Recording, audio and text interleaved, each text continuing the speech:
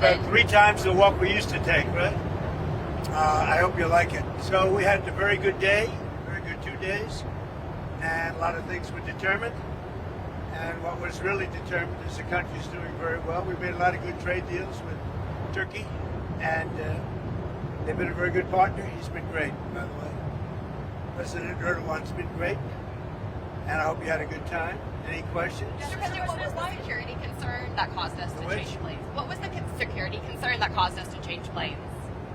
We sent this one in so that the Air Force Base here was in the same exact line. So you saw, did you see the picture? We did. Hundreds of pictures, hundreds of people. Let me see that. You can't see it too well, but there are hundreds of people out there. So they wanted to see. So they came a little bit early and we switched planes. So you're saying there wasn't a security concern? No. Why would there any other issue? No issue? No. Except we sent it a little early. Same line going back. We sent it a little bit early so that we could let them see it. The whole base came out and saw the plane, and then we landed. Do you know why they had us close our window blinds? That was not usual. Well, yeah, because you're probably on a dangerous flight because of the sleaze bags that we have to deal with. So you think that Iran was possibly thinking, trying Well, I mean, if they asked you to close your windows, probably they feel that way. They didn't ask me to close mine, but if they did, I would have done it. No, these are sick people, so I could see something like that.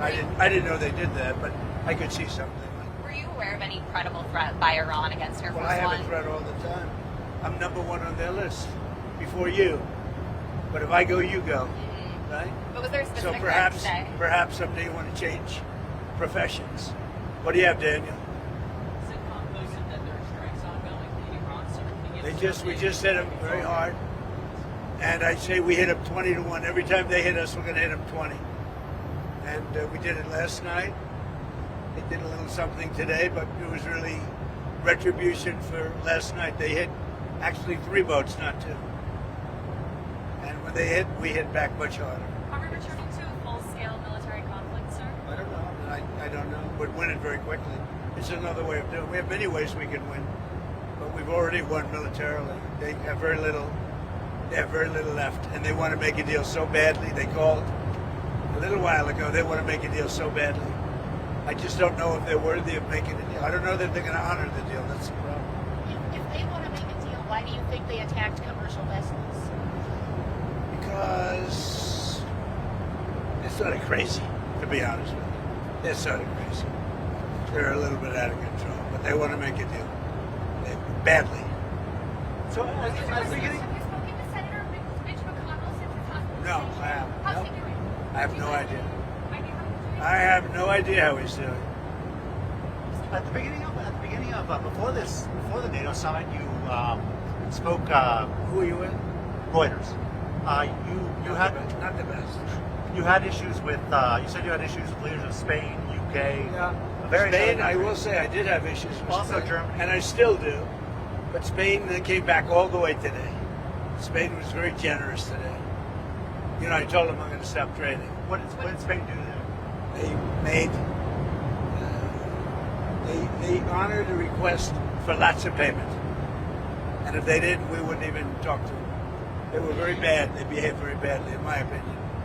But there was great unity in that room today. The NATO room was pretty amazing, actually. There was something very good about it. I actually wish the press was able to stay. Now, they may have been different if the press was there, but there was tremendous unity and togetherness. It was quite nice. Sir, are you going to pull more U.S. troops out of Europe? And if so, how many and where specifically? I haven't made that final determination.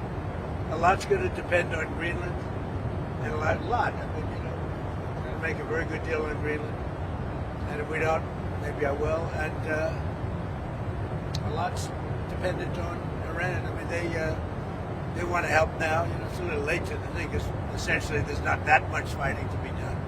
But some will depend on Iran. You know, when they had a chance, an opportunity to help, they chose not to. So, but we're sort of forgetting about that. And now they want to help. They all want to go in. They want to help on Iran so badly, but we don't really need help. It's little things, but we don't really need help. Did President al-Shara make any commitments to you on helping with Hezbollah in Lebanon? Yeah, he did. What did He's done a great job. He's unified Syria, the president. I'm not going to say what he said, but yeah, he did. He was great today. He was great, and President Zelensky was great too. We had a lot of good meetings today. Sir, you suggested that the only reason you came to this summit was because it was held in Turkey. Was this your last NATO summit? No, I think they came a long way today. They made some concessions, and I think NATO came a long way today. And one of the things, we shouldn't be paying for the kind of money we paid for. No president. I did in my first term, but Biden immediately gave it back. No president should be having to pay the kind of money we pay. And again, we're really there for protecting them, not for protecting us. Ultimately it was protection against the Soviet Union, now Russia, but it was against the Soviet Union. And honestly, we're very far away. We have an ocean separating us. We'll see. The meeting today settled a lot of things. It was a very, very good meeting. And people understand that the United States we've been treated very unfairly. And then on top of that, they weren't there for a really de-nuking, because it's really not a war so much, it's a de-nuking of Iran, denuclearization of Iran. Right? So this is all about taking nuclear weapons, not allowing Iran to have nuclear weapons, and everybody should like that, even you. You have a question? Yeah, the housing bill becomes law on Friday night if you don't sign it. What do you plan to do? About what? The The housing housing bill? bill? That's a very good question. See, I'm a big fan of many bills, but I'm a much bigger fan of the most important bill. It's called the Save America Act. It's voter ID, it's proof of citizenship, and it's no mail-in ballots. Other than it would be very, easy on this, frankly. But military, illness, disability, vacations, you can't get there. You're away, business. But other than that, you should go and vote. And if you don't, people cheat. You look at California. Look at what happened in this Spencer Pratt thing. I mean, with the votes, hundreds of thousands, probably millions of votes gone. Well, he didn't make the runoff. He was so far ahead of third place, it was ridiculous. Maybe ahead of first place. But look at that. Look at what's happened with Steve Hilton. Had the U.S. attorney not started an investigation, they would have gotten Steve Hilton out too. So we're a third world country in some states with respect to voting. Friday is the deadline for the housing. Friday is the deadline after which the housing bill will become law without your signature. Will you I'll let make a decision. Not that I dislike it. I dislike the fact that people aren't voting for voter ID with a picture. How can you not vote for voter ID? And by the way, the public wants it 94%. Voter ID, proof of citizenship, no mail-in ballots, other than with the exceptions. On Venezuela, did you tell Machado not to go back to Venezuela the other week? And what's your relationship? You mean, did I tell him a long time ago? No, Maria Corina Machado, the opposition figure. Did you tell her not to go back? Oh, no, not at all. No, she's terrific. She's a wonderful person. Did she go back? I guess, right? She didn't, and it was reported that She did or didn't? She did not. It was reported. I did not tell her to not go back. I think she's a good person. She gave me the Nobel Prize, right? So how can I dislike her? She won the Nobel Prize. She said, the only one that should win it is Trump. I didn't know her at all. So she said Trump settled 8 wars, which is true. They were talking about it today. Azerbaijan. I mean, think of the wars I settled. 8. Wars that were going on for 30. Even if you look in the Congo versus Rwanda. I settled it. After 14 years and about 15 million people had their heads chopped off. I settled that one. I settled 8 wars. And when she won the Nobel Prize for Peace, she said, I can't believe I won it. The only one that should win it is Trump.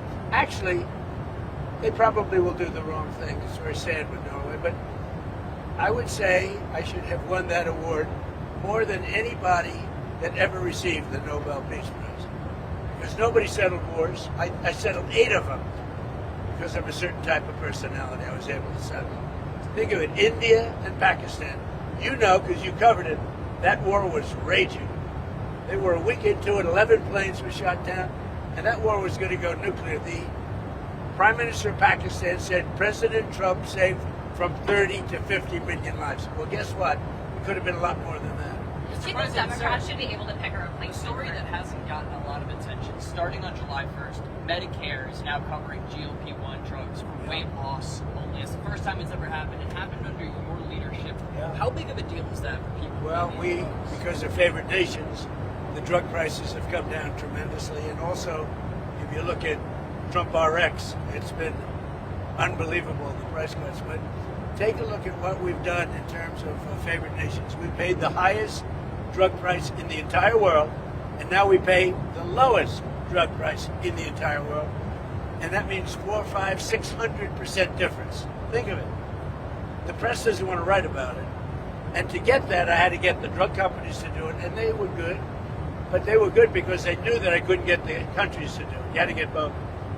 And I called the countries. I said, if you don't do it, I'm going to put a very big tariff on you. That's more money. And every country agreed to it. So we went from the highest drug prices in the world, like in New York, a pill would cost $130, and in London it costs $10. So now it costs $20 and $20, because the world is a bigger place, so it's not really split 50-50. So we got it down, and it's a great question, because that should have a huge impact on healthcare, because prescription drugs is a big price, but prescription drugs have come down 400 to 500 to 600% under Trump. And that alone should win us the midterms. And the Democrats will terminate it and try and blame somebody else like us, as I call it, the Democrats. Do you Democrat. You know what a Speaking Democrat? of Democrats, do you think that the Democrats should be able to pick a replacement for Graham Plattner? He's had all these new allegations that have come out. Now Democrats are talking about picking a replacement for him. Should they be able to do that? They're picking what? A replacement for Graham Plattner if he steps out of the race. So he won the primary. And now there's these new allegations. It's very hard for them to do. And it's really a question of whether or not you believe the woman. A lot of people say big falsehoods. It's he's in a bind. He's in a bind. But should they be able to do it? Well, I guess he's going to lose. I would imagine he's going to lose. It's very interesting when a Republican woman came out with the same charge, nobody believed her. When this woman came out, everybody believed her, right, Doug? Did you get any pictures of it, Doug? You don't want them. They wouldn't sell, though. So, any other questions? Mr. President, Yes, sir, Mr. President. a new Federal Reserve working paper came out, and it suggested that the illegal migration surge under Joe Biden caused housing costs to spike 30%. What is the lesson to be learned in Well, that? what's happening is housing costs are going down and rental costs are going down because we're getting so many illegals out of the country.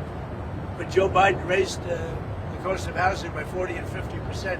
The cost of rental, because they were housing illegal aliens in all of those empty units, and now they're coming down because we're removing people that are here illegally, criminals from the Congo, from Venezuela. We love Venezuela, but Maduro emptied out his jails. They opened up their jails, they let them in, but many countries did that. 25 million people, and I think we're getting most of the bad ones out, and we start the process, but we've done very well on that. But it was a tremendous increase in housing costs. By allowing you don't even think of that. And you know who paid for it? The federal government. So the federal government is renting at tremendous prices all of these houses to service illegal immigrants, but they're not taking care of our soldiers. They didn't take care of our soldiers. So it's a sad thing. Enjoy the flight. Okay. Thank you, Mr. President. Thank you, sir. It was number 5 or 6 or 7 today. And every question is a kill. But then we have Daniel and some very good reporters. You're a great reporter, brother. Thank you. Thank you very much, everybody.